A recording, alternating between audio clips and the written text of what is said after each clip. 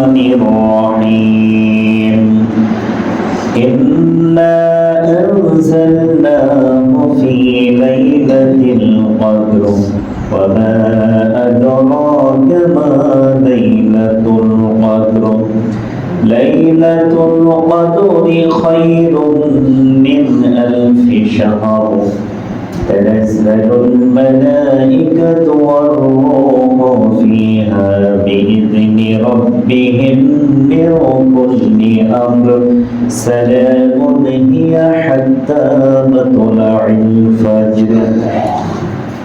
وقال النبي عليه الصلاة والسلام من قام رمضان من قام ليلة القدر إيمانا واحتسابا غفر له ما تقدم من ذنبه.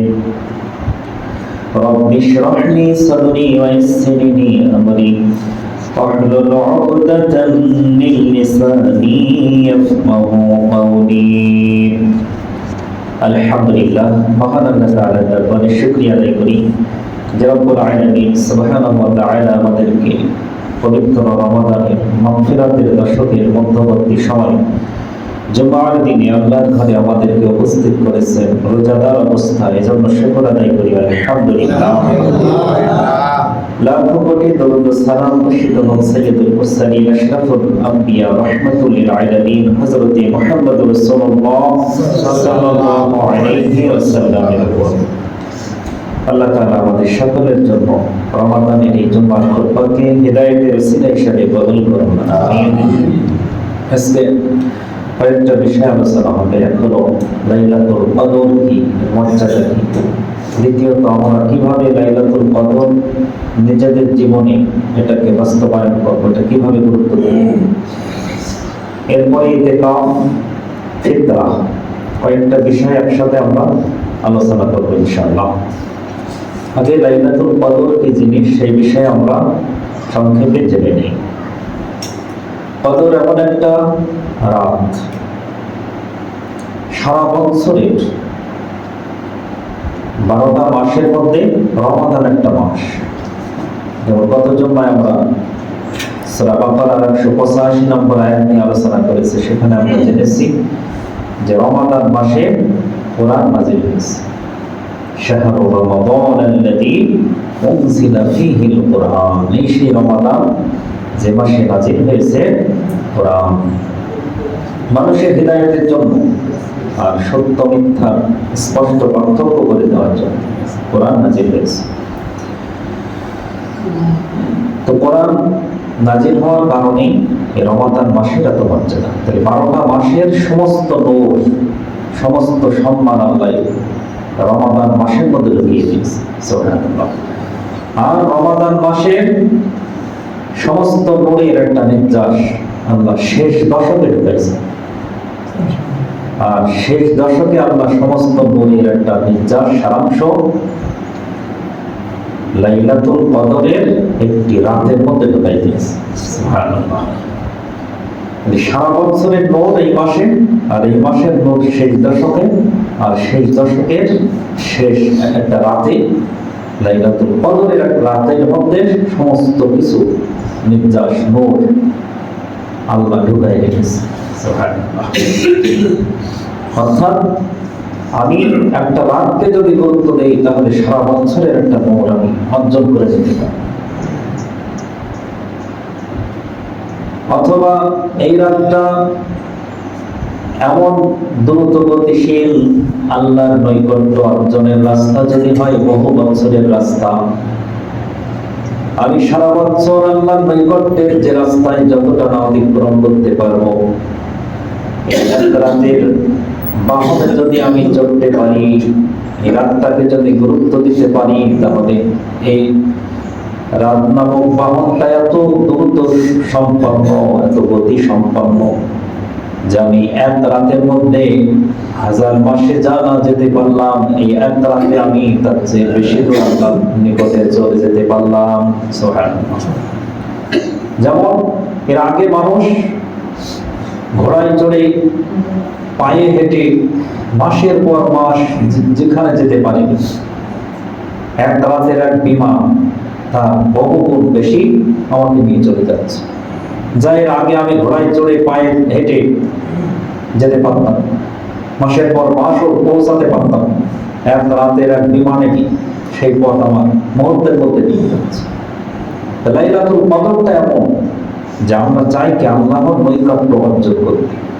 সেই নৈকট্যের রাস্তা যদি আমি পাড়ি দিতে চাই, তাহলে সহজ একটা মাধ্যম হলো লাইলাতুল কদর, যেটা আমার সামনে অপেক্ষামান। আমার যদি আল্লাহ নসিব করে দেয়, তাহলে আল্লাহ খুব কাছাকাছি এই রাতে আমার গুরুত্ব যদি আমি দিতে পারি, তাহলে এই রাতে আমি আল্লাহর সেই নৈকট্য অর্জন করতে সক্ষম হব। সুবহানাল্লাহ। আমি সূরা কদর তেলাওয়াত করেছি। আল্লাহ তাআলা এই কদরের মধ্যে লাইলাতুল কদর, এটা এমন একটা ব্যতিক্রম সূরা যে সূরায় শুধুমাত্র কদর নিয়ে আলোচনা করা হয়েছে, আর কোনো বিষয়েতে আলোচনা নেই, অন্য কোনো বিষয় নেই। কোরআনে বহু সূরা আছে যার নাম একরকম, আলোচনা একরকম। নাম একরকম, আলোচনা কি ভিন্ন ভিন্ন। মানে আরো অনেক বিষয়ে আলোচনা আছে। যেমন বাকারা মানে কি গাভী গরু, সূরা বাকারায় কি শুধু গাভী নিয়ে আলোচনা? বহু বিষয়ে আলোচনা। সূরা নাহল আছে, মৌমাছি নামে সূরা আছে, যেখানে শুধু একটা দুইটা আয়াতে মৌমাছি নিয়ে আলোচনা, সব ভিন্ন ভিন্ন বিষয় আছে। নাহল নিয়ে সূরা আছে, পিপীলিকা। এই নাহল মানে মৌমাছি, আর নামল মানে পিপীলিকা।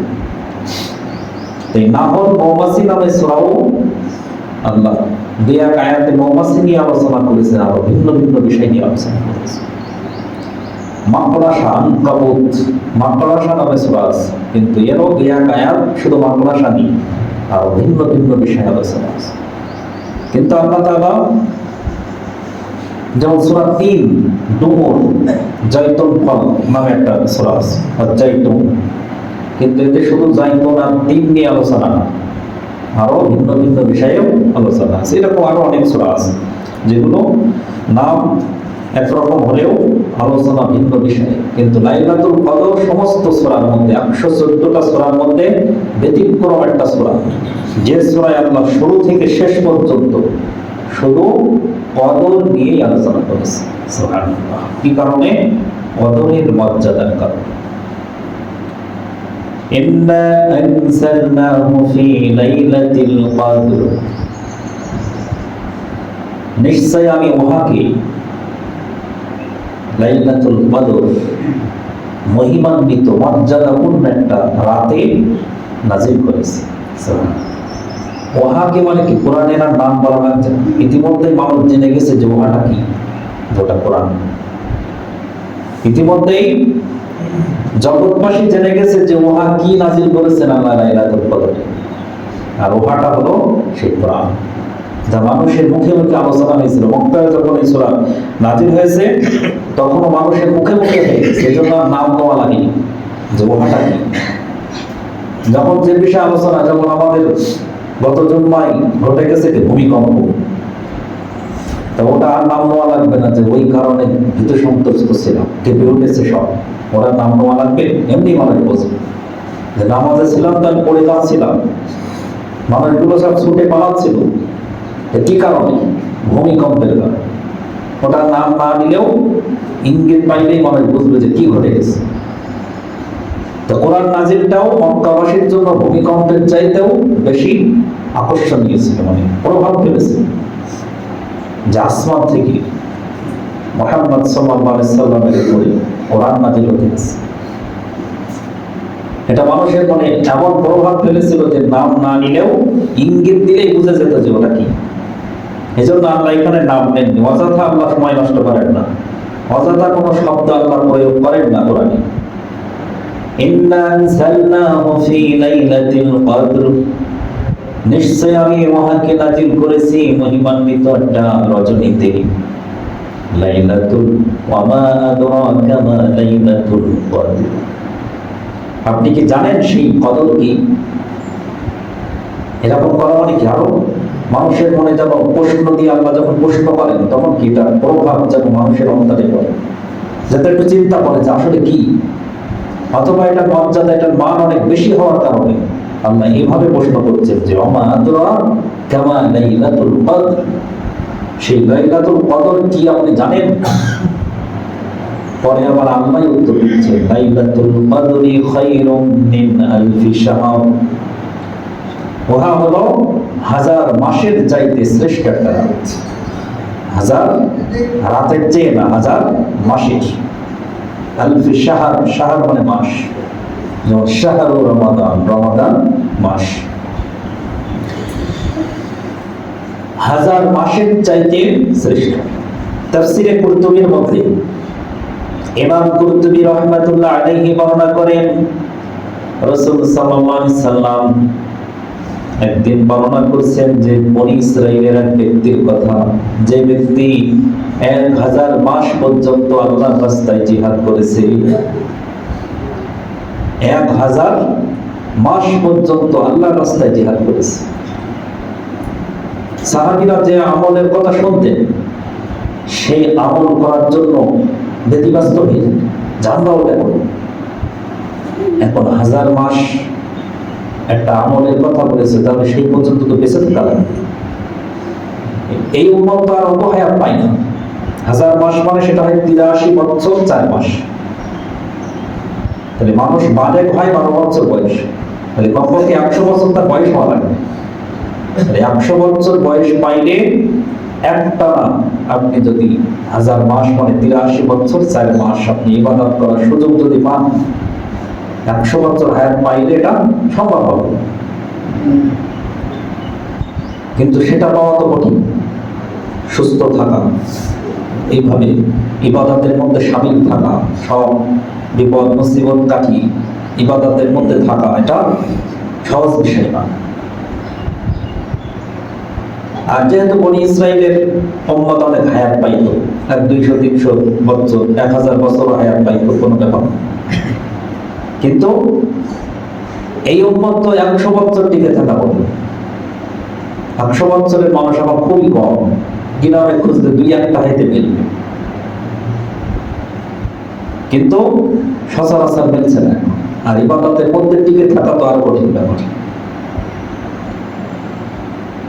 বনী ইসরাইলের এই ব্যক্তির ঘটনা যখন শুনলেন যে 1000 মাস পর্যন্ত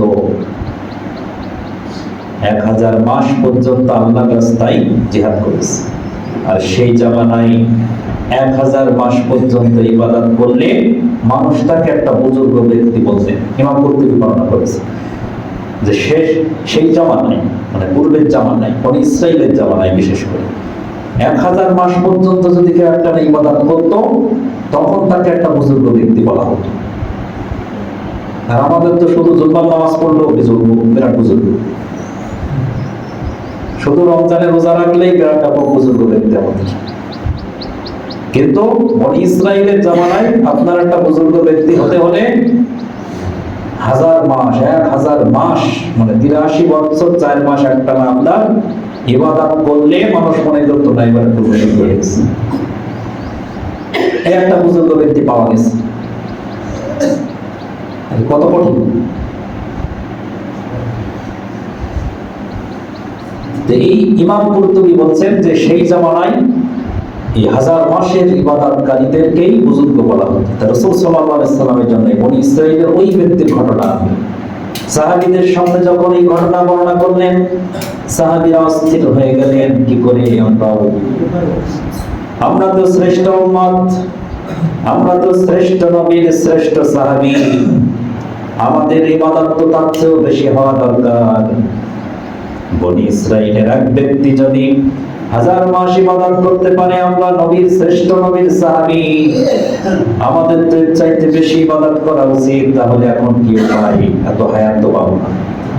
অনেকে ঈমান এনেছেন 40 বছরের পরে, অনেকে ঈমান এনেছেন 20 বছর 30 বছর বয়সে। তারাও চিন্তিত হয়ে গেলেন এখন থেকে তাহলে 1000 মাস ইবাদত কি করে করব? যখনই চিন্তিত পেরেশানিত হয়ে গেলেন, তখনই আল্লাহ তাআলা লাইলাতুল কদর এই সূরা অবতীর্ণ করে দিলেন। চিন্তার কারণ নেই। 1000 মাসের বনী ইসরাইলরা 1000 মাস ধরে ইবাদত করেছে, তাদের হায়াত আমি লম্বা করে দিয়েছিলাম, কিন্তু তোমাদের হায়াত আমি এত লম্বা করিনি। কিন্তু তোমাদের আগ্রহ, তোমাদের এত চিন্তিত হওয়ার কারণে, পেরেশান হওয়ার কারণে আমি এমন একটা রাত তোমাদেরকে দিয়ে দিলাম। লাইলাতুল কদরি খায়রুম মিন আলফি শাহর। এমন একটা রাত আমি দিলাম, যে একটা রাত যদি তোমরা আল্লাহর ইবাদতে মশগুল থাকতে পারো, তাহলে বনি ইসরাইলের এই 2000 মাস ধরে ইবাদত করে যা অর্জন করতে পারিনি, তার চাইতেও বেশি তোমরা নৈকট্য অর্জন করতে পারবে এই লাইলাতুল কদরের একটি রাত যদি তোমরা ইবাদত করো। সুবহানাল্লাহ।